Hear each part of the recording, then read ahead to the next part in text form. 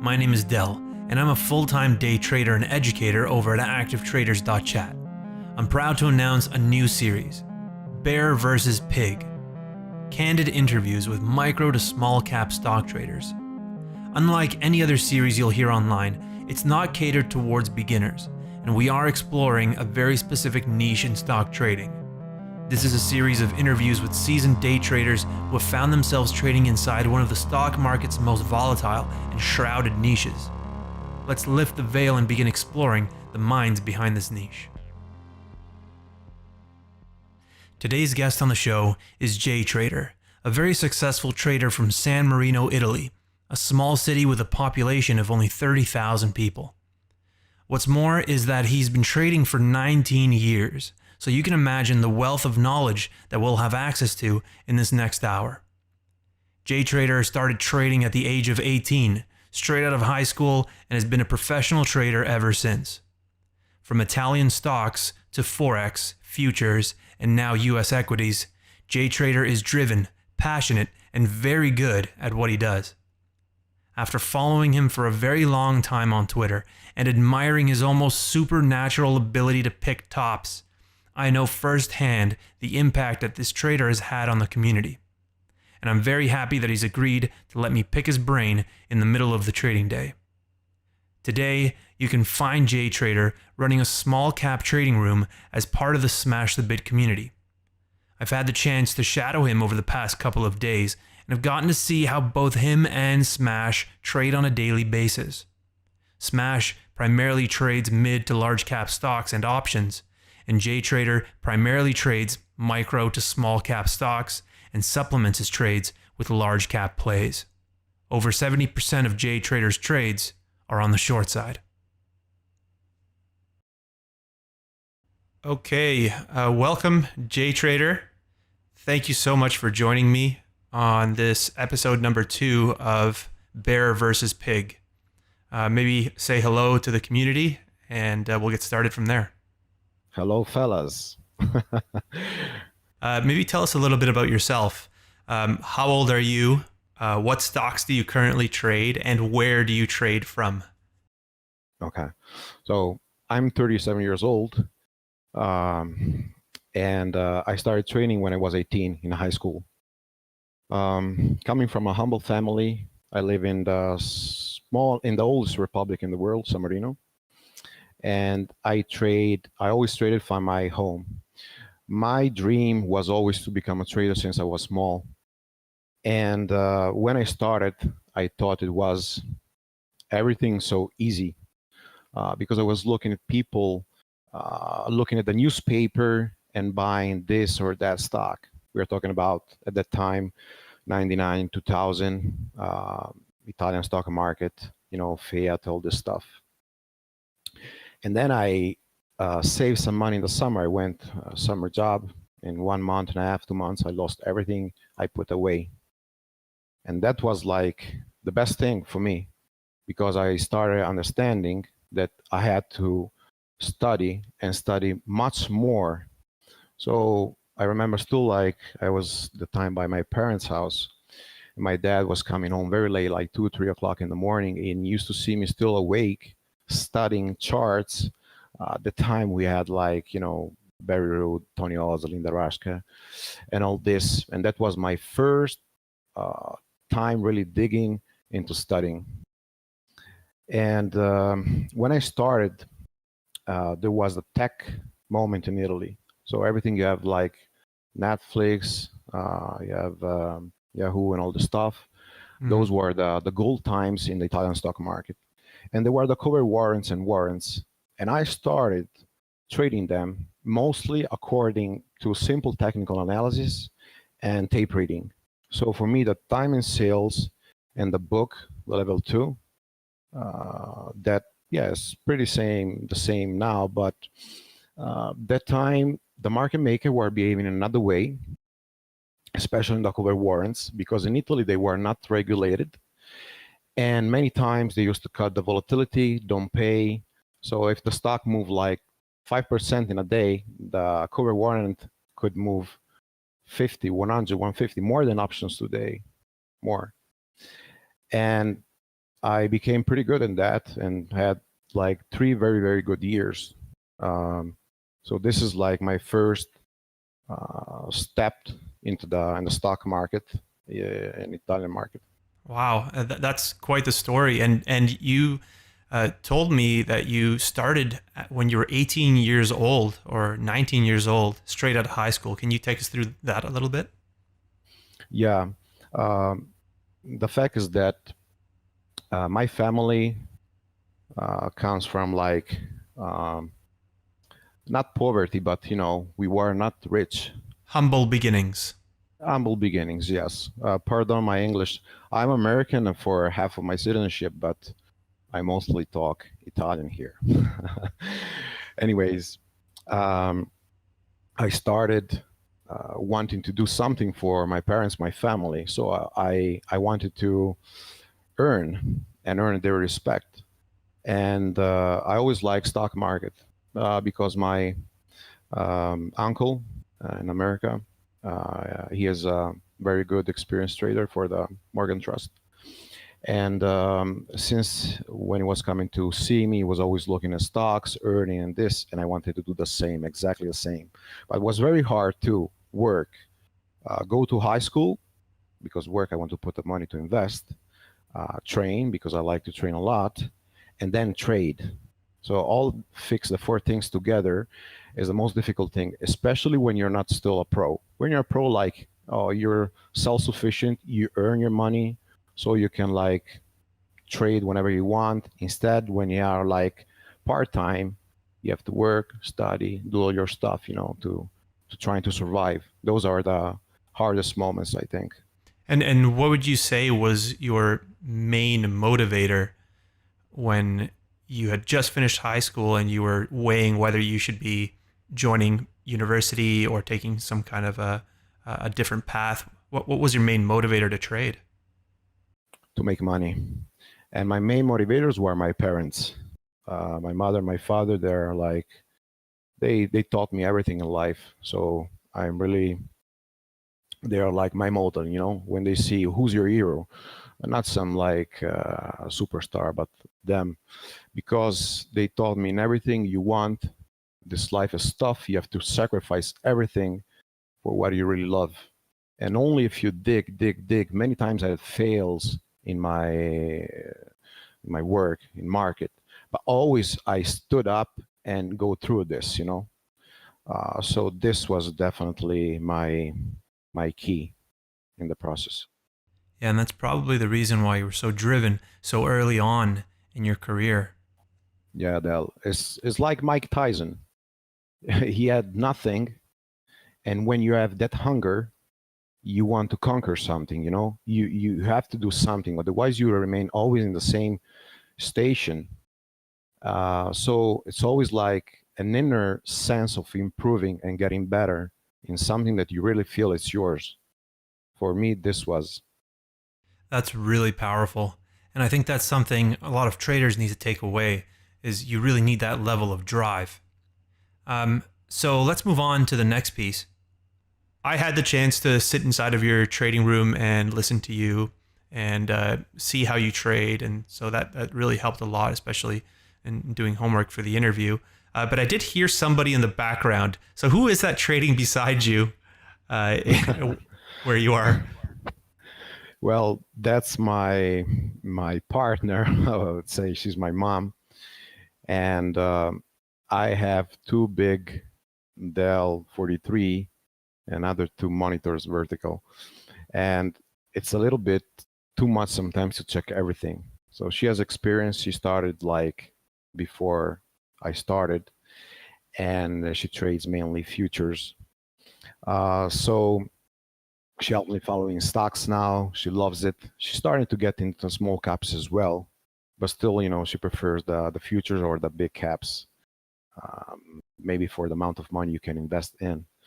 But she's really a great partner. Sometimes she tells me, respect your system, respect your stops, because even if I have like this knowledge, I'm always like down to the psychology. And I was reading some blog these days, a friend, Piggy's Trader, he says something so true. You always have to fight with your psychology, with your ego, you know. You become too cocky sometimes, having like last month, one beautiful month, I think 2 red days.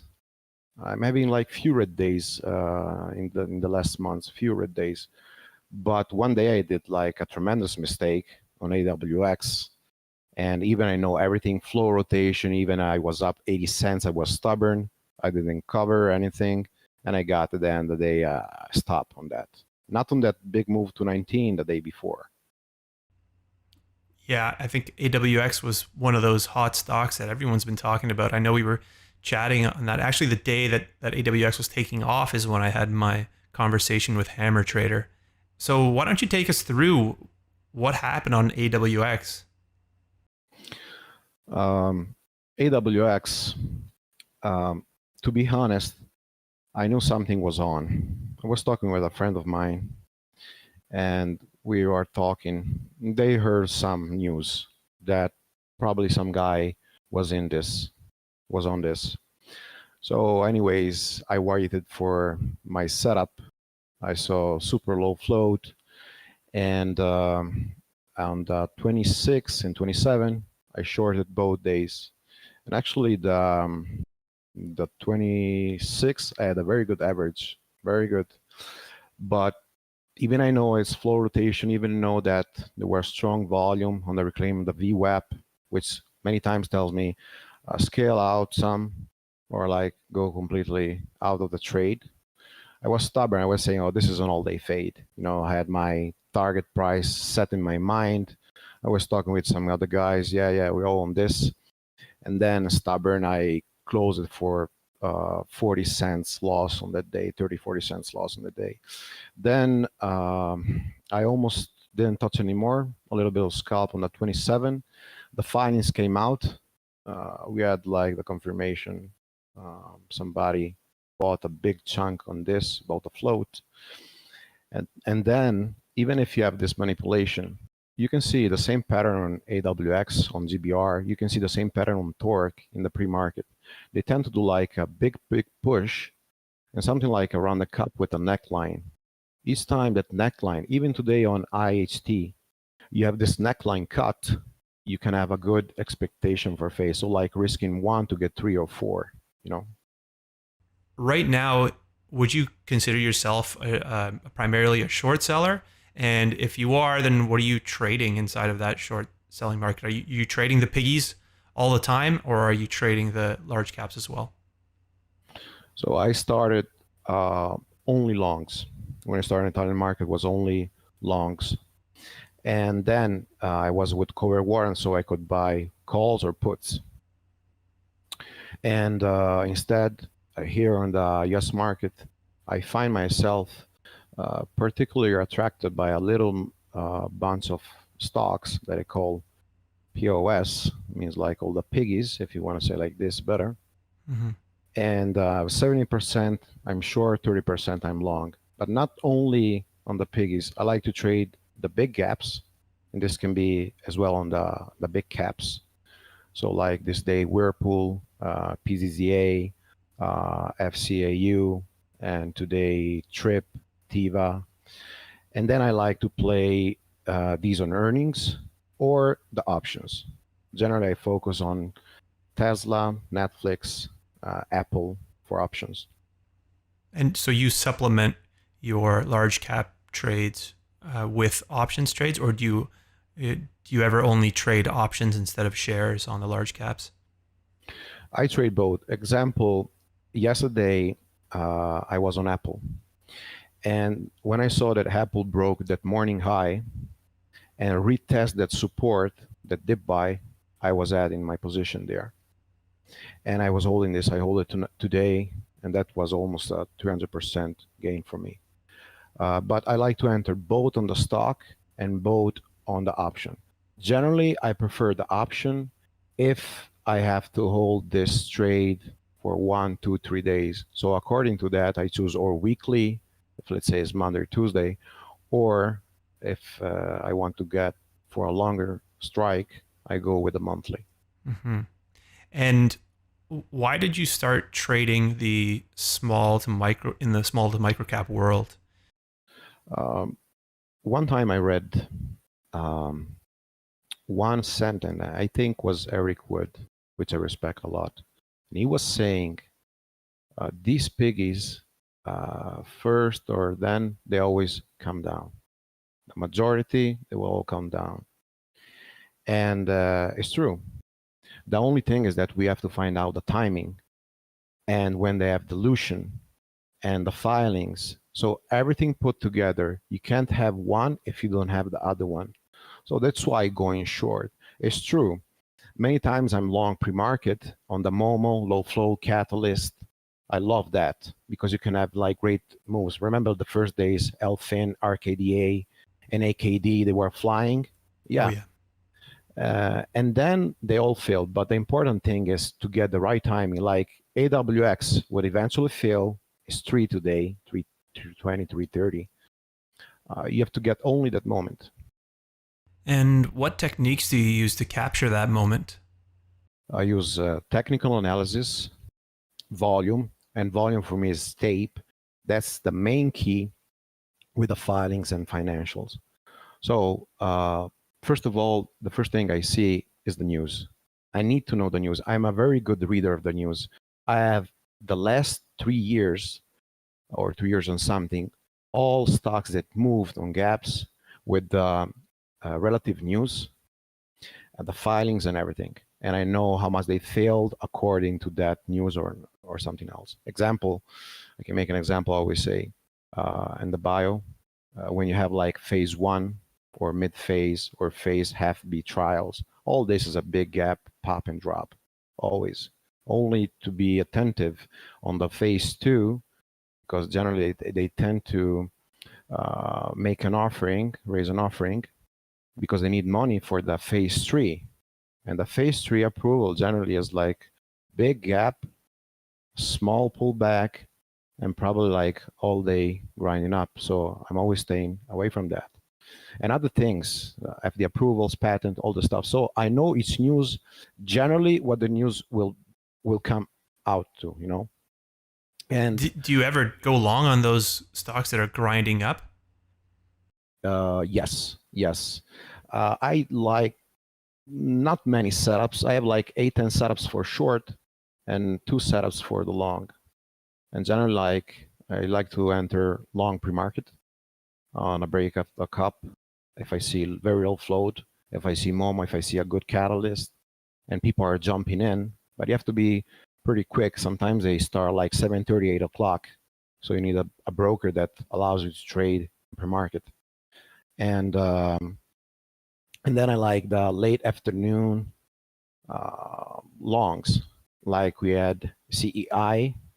You have like the first day holding above VWAP, very high volume, catalyst. You wait for a dip and you try to long, maybe not a full position, but 1/3, 1/2 into the next day, hoping for a gap up. How do you know, how do you go about finding stocks in the first place? In the morning, I look for 3 things. I look for Twitter news. So like a bunch of people, bio people, earning whisper that I look.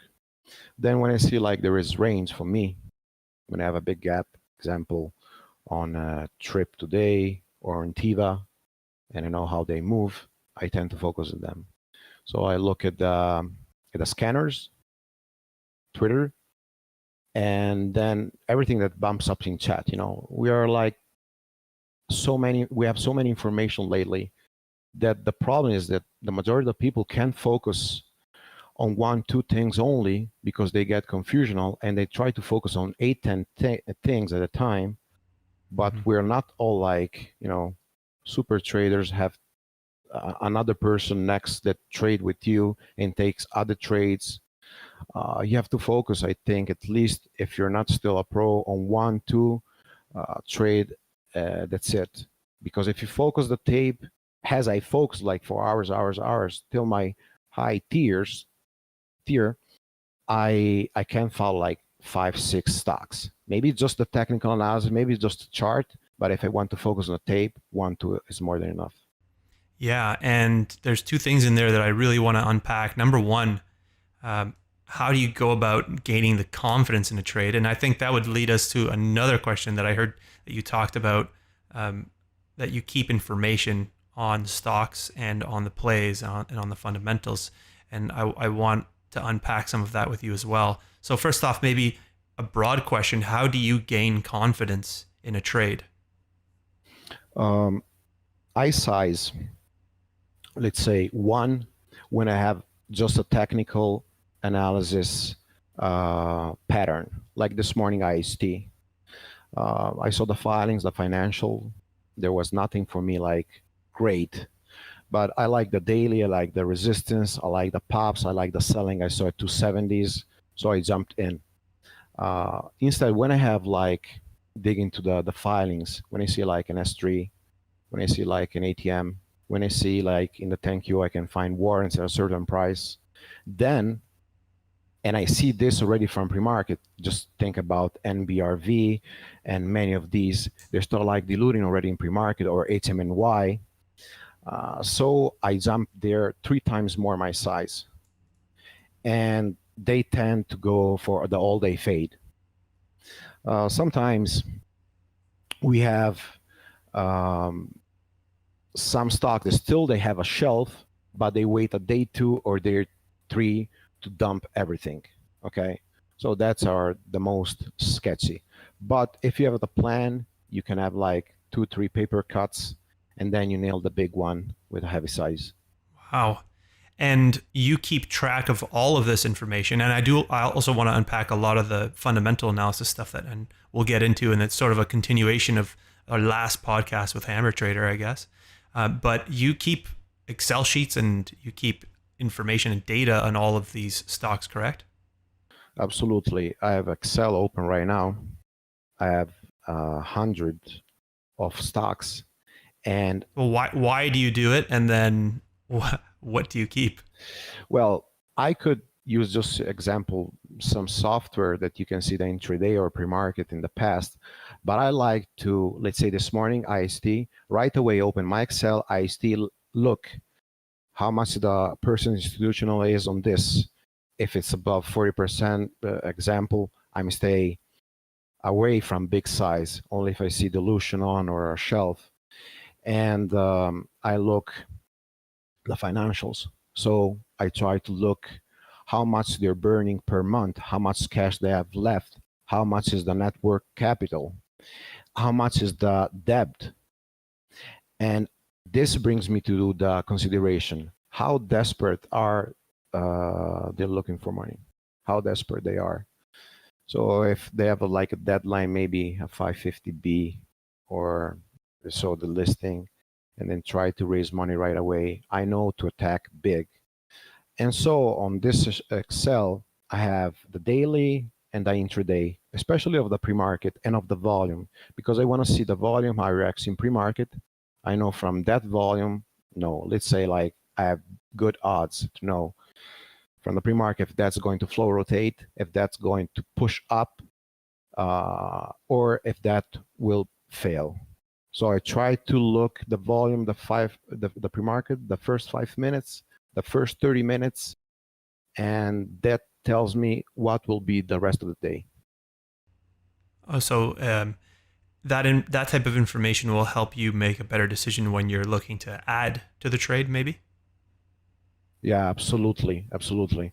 If I see example, a stock that have no dilution on, and a stock that already retraced pre-market to some EMA, generally I like to use a 200 EMA on the one or others, then I know that this is, even if it's full of volume, this can flow rotate. So everybody has FOMO.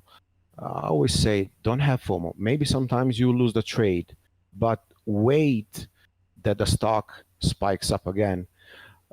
You could trade and short and add each time short below VWAP 10 years ago. Now things are different. You have to adapt to the market. And many people will agree with me. You have to short the pops and cover into the dips. You cannot short on weakness right now, because on a flow rotation, low float, or SSR with high volume, you will get squeezed. And by squeezed, you mean that the buyers will continue accumulating, grinding sellers up, and then explode and flip the stops of the sellers. Exactly. I was looking example on AWX. That's the perfect example. And one setup I always look is for the midday VWAP reclaim with abnormal volume. When you see like on a 5-minute candle bar, a volume plus 1 million plus or 7,800 plus, and it's like 1:30 in the afternoon, stay away from that. If you remember IMTE, check, AWX, they all do this pattern. So know the pattern, know the past, try to predict what can happen. I think a lot of traders have a hard time with, I mean, they'll find those stocks that pop up, and especially in the micro small cap world, you see these stocks that pop up and wash out over and over and over again. But I think very few traders fully understand the story as to why this happens. And I know personally that until I realized that I'm reading the filings not because I'm trying to look for like some hidden number that's going to help me pick an exact entry point, but because it's sort of like this story that goes for years maybe around what the company's doing to raise money. First thing you need to look for is the S3, which is the shelf offering. And then after that, you need to see the effect. It's actually EFFECT, the effect, as the filing.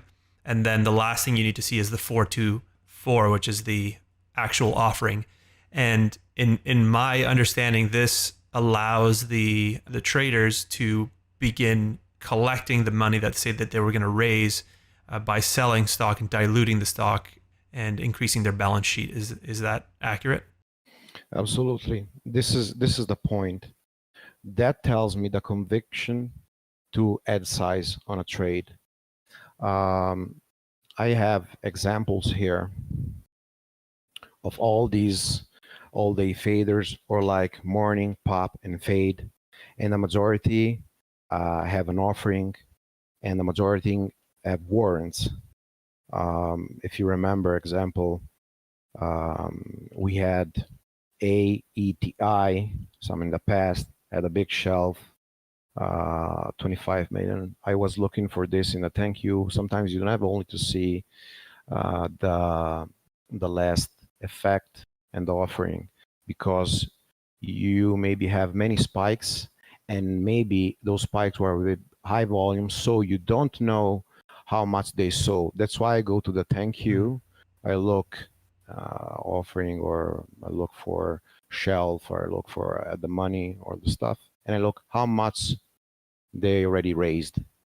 Okay, so many of these they play like this, but you have to dig both thank yous and both effect and offering. What other information would you tell people on the fundamental side that they need to pay attention to, or something that maybe you've found helpful? When you are in the thank you, because sometimes it's very old, look for at the market, because when you have that, they can dilute when they want, anytime. Then another thing I think people don't take too much into consideration. When you have a high percentage of institutional, it will be harder to dump if they don't have the illusion. So only if you have a gap with a catalyst, doesn't mean that each gap goes down.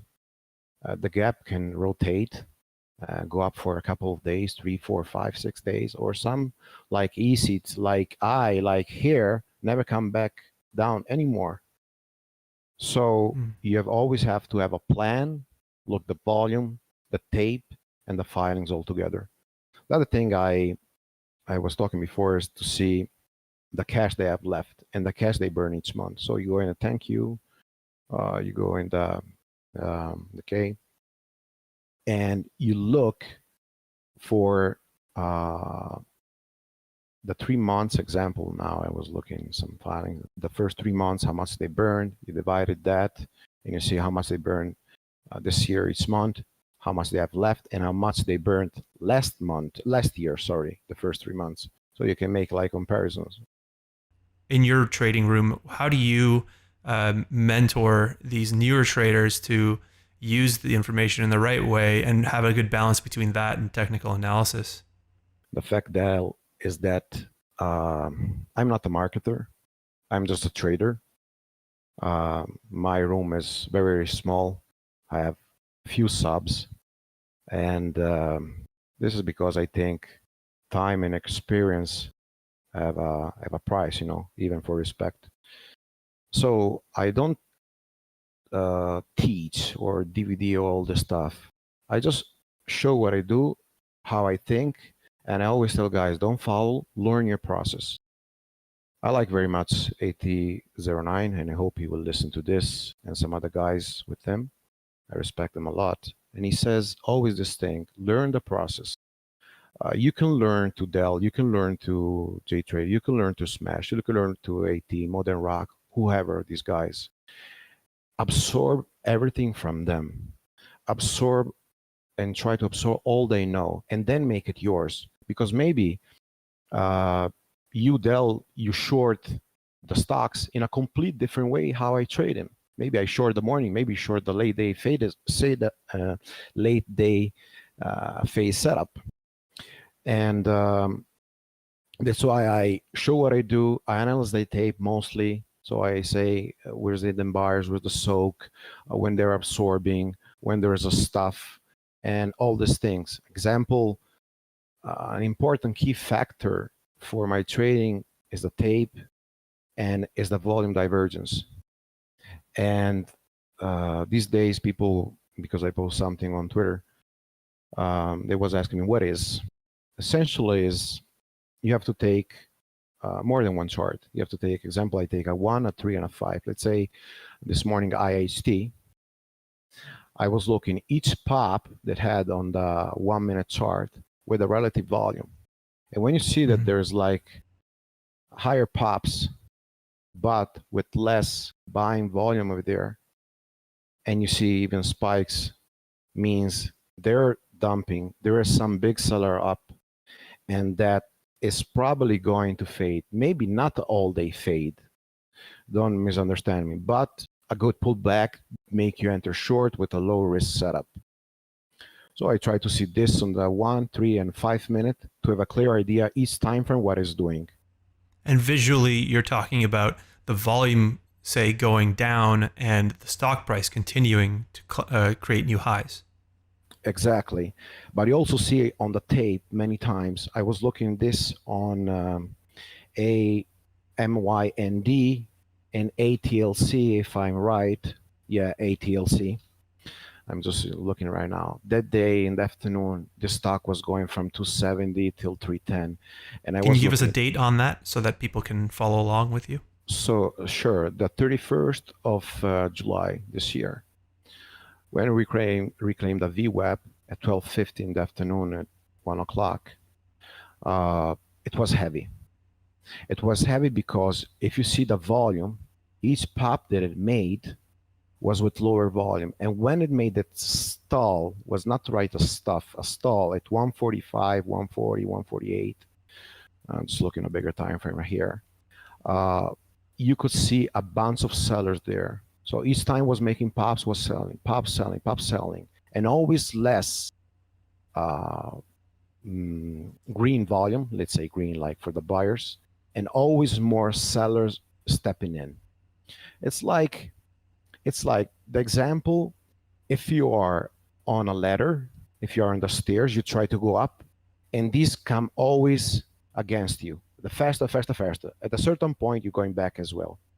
So the next question is, how do you use technical analysis indicators like this to make decisions in the market, and which indicators are most important to you? Okay, so the indicators I look at are support and resistance. These are the main factors. Then the volume and some EMA or VWAP. EMA is because, especially in the daily, you have to look where the institutional are paying attention. and they look the bigger picture. They look the big moving averages. Example, 200 moving average, SMA or EMA. They tend to be support many times or resistance. Look all the earnings, and many times I try to add on these earnings when I see a gap down below the 200 EMA, because people there will sell, institutional will sell. So these are the main indicators I look to. Then always with a tape, always with a tape. And you've also mentioned to me that range is something that's important to you as well. Absolutely. Many times I see stocks from one, they pop to 120. And for me, that is not enough. I want at least a gap 40, 50% or more. And the more this pops, if you remember that morning torque, and I knew this this news about torque that would pop and fail because I track a lot of times. I was just waiting a moment, but this went from 9 till 28. And then right away died, completely died at the open, and like AWX did the last day. So what do you do on days that you know that the stock is going to be really difficult to borrow? How big is borrowing a problem for you? It's a problem to the moment that the trade becomes a stop, because still I have my gains, okay, maybe 10, 20, 30% can be a fee, for the borrowers. But when you have like a bad trade and a stop, then becomes a problem. Otherwise, it's part of the game. I mean, like, if would be a problem, I would go long. That's it. Only do options. So I won't pay anything. But still, like, they are like from 10 to 30% of my position, my gains. Wow. And where did you learn technical analysis? Is there any one place that you learned? Studying everything I could find and buying really dozens of books back in the 2000, 99, 2000, 2001 from the States. Luckily, I knew English, so I remember all these, Jeff Cooper, Robbie, Larry Williams, all these systems, so everything I could read about volume, divergences, Elliott, Gann, Fibonacci, the old guys know this stuff, stochastic, trying to find the perfect combination of stochastic. So everything was a big picture. Then I used to get a chart. I used to cover half of the chart. I used to trace my support and trend lines, and I tried to discover each time what was going to do. So it was a lot like putting my mind all these setups, and then when I see them now, they're like easier to determine and to trade. You said that you've gone from Italian stocks and Forex and futures and to equities. I mean, I didn't trade Italian stocks, but I definitely traded futures and Forex. And one of the main things, or one of the main reasons why I enjoyed futures so much was because of all of the volume information. I guess my question is, how did trading futures or Forex help you in trading equities? Forex really didn't help me much. I still don't like that market, and it was just like for a small period, and that was not my niche. It was not going good for me. Nothing to do with the stock and the equities and cover warrants I did before. Futures is because there's plenty of liquidity, and okay, it's not like exciting like trading the stocks with all this news, digging in the filings, each day a different stock, 3, 4 gaps. No, it's different. I was trading mainly yes, YM, and CL. So for who knows, CL examples the crude oil. And I used to trade mainly different from stocks, mainly with support resistance and looking at the volume. I had market delta at the time, and I was looking at volume profile. So every now and then I see people are asking what is volume profile, what is point of control, and thanks to my cats, he brought it up like a couple of months ago in his charts, maybe even more. People know now what is, but this is something like on the market like 10 years or more already. Yeah, that was one of the big things that surprised me when I moved from futures over into trading equities is that people didn't really use, um, volume profile or session volume or things like that.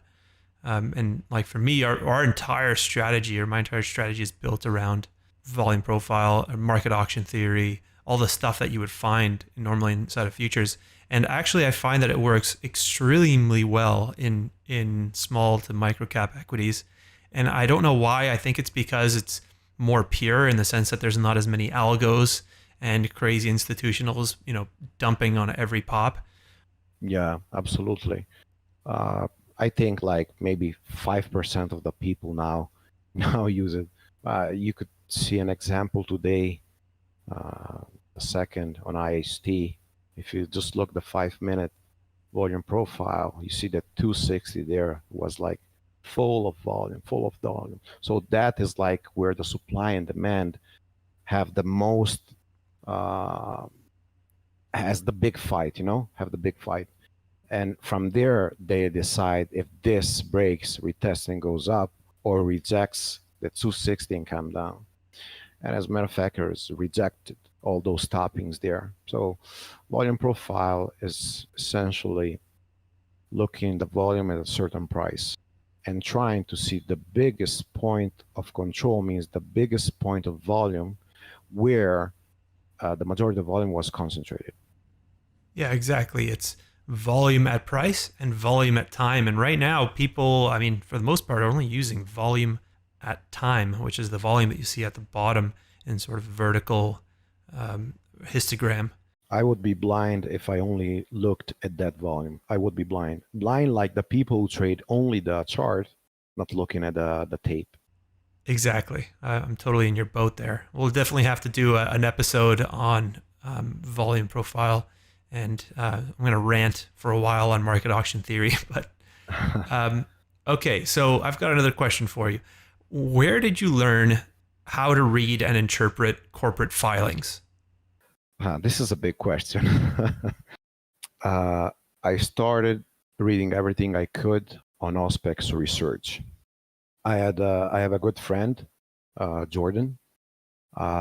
He explained me a lot of filings. He's a very good guy. He's a very good trader, and I'm every day with him. Another friend on Skype, and he taught me a lot. Then the other was only like taking each gap in the past, each move in the past, go to see the news and go to see the filing. Only like this. You have everything there. It's just like you want to do it, you want to use your time for this, or you prefer spending a Saturday and Sunday going out with the girlfriend or with the kids. I spent my time looking at these filings those days. Or maybe if I wanted to stay with my friends at the night, I was studying 3, 4, 5 hours more just to see what was the filing there and how it reacts. So only like with experience and trying. That's it. Uh, there are some very good guys in filings, much better than me. Example, Ricky Adon, guy, I always talk with him. And each one of these guys is very, very humble and can help you if you DM it. Do you have any online resources besides the people on Twitter that people can use for either looking up filings or understanding them better? Yes. First of all, BAMSEC, BAMSEC. You can even like register your email and click on the updates on the filing. So each time, example, HMNY at this reverse split has a news, has a filing coming out, directly you'll see in your email in the morning or when it comes out. Then they are all divided. I really like that website. It's very, very good. Okay, so a question that I have for you, and I actually got this question from Twitter, and the question is, what does it take to be successful in the small to micro cap world? Discipline. Once you have your setup, it's only about discipline. The majority of the people, at least asking them, they have two problems. One, revenge trading, especially after big loss. And the big loss is directly connected to not respecting the stops. So these are the two main leaders for the fail of the trader. You know how many times I banged my head against the wall because maybe I had like 2 or 3 weeks so great, and then one stop I didn't trigger, maybe I had, and I lost everything I did that month and maybe even the month before. This happened a lot. The fact that the more you become emotionless and the more you are disciplined, the more you'll be successful. You need only a system that gives you a 1-2 return. So risk one, return two, and a 50-50, and you will become rich. Okay. But every day it's a fight with your inner side, you know. I mean, one of the largest problems that I see is that people will have focus for a short period of time, and then they'll have a big loser, and they will completely throw away their strategies and their setups, and they'll go out and they'll try to find the most popular trader online, and they'll try to mimic them, and that cycle continues and continues for years on end.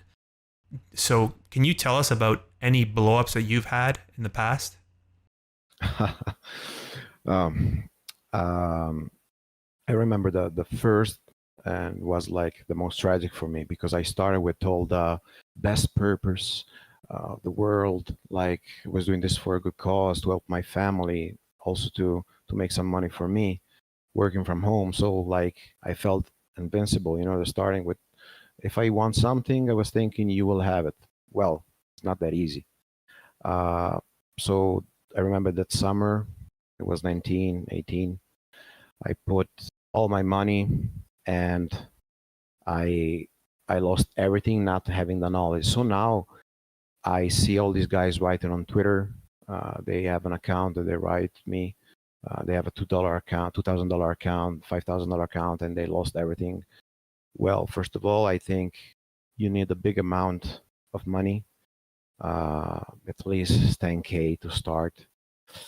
You can trade with smaller accounts, but I will consider that only making experience in taking your fills and in using the stops and understanding the overall market, you know. And then something else is built in your account. Once you have the knowledge, once you have the discipline, then you can start thinking to build your account. And building all an account is really all about risk management. So you talked about sizing in a little bit. Do you have a methodology for sizing in for small accounts versus large accounts? Do you have any recommendations? Yeah. Uh, Sizing in or skilling out um, is my uh, is the main reason why you are a pro trader or not. Many times, example, um, I was on a trade. I was short almost to the top, and this trade had um, a failed breakout to the upside. I scaled there half the position, knowing that if that level would still push up, maybe bounce and go up, I would be all out. If this was failing with a stop or failed breakout, I will re-add again for the short. And this a lot of times saves your money. Okay. You reduce your stops. And this is also part to scaling out where you're like on a winning trade. I remember today on a trip, at 49, I was in from 50. I scaled out half and then re-added on the pop. So trading around the core. Generally, I like to take a feeler or two and then add more. Scaling out F when I have my first target, re-adding half of what I gave away, half of what I covered. Okay, so that I still have a good average, and then working with that. covering, re-adding, always maintaining, let's say, the first, um, the big average, you know, The never core like position. lowering down exactly the core position. I think that's a great method to use. And I think people start really late into trying to apply something like that. And the other question is how much of your account are you risking in any one trade? I will never risk more than 1% of my account, maybe 2% of my account. Um, okay, there are setups that I go in bigger, but these are my A plus setups, so I use maybe 3 times more size. Otherwise, I have very low risk profile, and I think this is reflects my character, you know, to be like a little bit careful and wise. Maybe because I see too many things happening in the market, and I want to be one day like, you know, broke. So um, this is what I do. But then how many times do you find yourself saying, I wish I had scaled in more. I wish I had gone 3 or 4 times what I normally risk in this. Like, do you miss a lot of those trades because of your methodology? I don't miss much of these trades in terms of like adding that size, because I still add pretty good size when I'm very convinced. I may be pissed because many times I tend to cover too soon, especially when you have size, because you see that P&L and L and you want to bank. But this is for the new guys. I always tend now to leave 1/3 or 1/4 at least of my position for the all day run and possibly overnight. Wow. No matter what, you're leaving that position just in case. Yeah, and I use maybe that to a trail like break even +5, you know, in order that if this has some pops and I'm short, this goes down the whole way. You'd add that stop inside of your broker platform, or is it mental? Uh, Generally, when I have a position on, I never go away from computer. So my trail, my stops, I always they are always mental. Was there a point in your career where you had an aha moment? Usually, like a moment where it clicked in. Absolutely. When I was in cover warrants, but it's not the fact that they were cover warrants. Can be option, can be stock, can be futures. I start to learn the tape. I start to learn the hidden buyers, hidden sellers, when they were soaking, when they're like putting fake bids, and to see the movements of the market maker. So understanding that and understanding the psychology. When you understand the psychology, so I always try, example, if I'm short, to look where the longs will stop, to look where they will bail out, where they are like on the water, where there are like bag holders on a big gap up, and you know that on the big gap up, maybe they're like they were like in it too. Now it popped from 0.50 to 3, they will tend to go out. So I assume that I go short and going for that profit taking. So knowing and understanding, not just trading the chart and the tape, but understanding the reason why, or the reason why they will take profit, or any kind of news that can influence this. That's the key. Mm-hmm. So let's talk a little bit about your trading routine. Do you have a routine? Like, what time do you wake up in the morning? And then what do you do before and after trading? I am based in Europe, so when it's like 6:30 East, it's 12:30 p.m. by me. And I generally get 3 hours before the market opens. I know that somebody lives like in Nevada or California. That's crazy. But you do it because it's your job. So you're the one that Uh, steals all of the borrows in the morning. Not only me, not only me, but well, this market became like so hard to get borrows, and sometimes you have really to get that so early that by the moment that the stock opens, it's already so low that I won't even take the trade. But that's the first thing I do is I look for, I first look the news, I look the scanners, and after that, I go to see the chart. And after the chart, I go to see the filings and the financial. And the last thing I look is the volume pre-market to give me a general idea. So this is like the routine I do. And do you have anything inside of your pre-trading routine that you do to center yourself psychologically? I like to go train or do a session of cardio because I see that you take out a lot of stress, your endorphins, and everything becomes like calmer when you trade because you're already like exhausted from what you did. So when you go there, you don't have FOMO. Many times I don't have FOMO. I control pretty good myself. Even in bad losses, I'm pretty secure. I don't go like out of mind or like bang my head against the wall. I know what I have to do. And it's very important physical activity if you're a trader. Eating clean, eating good, respecting yourself.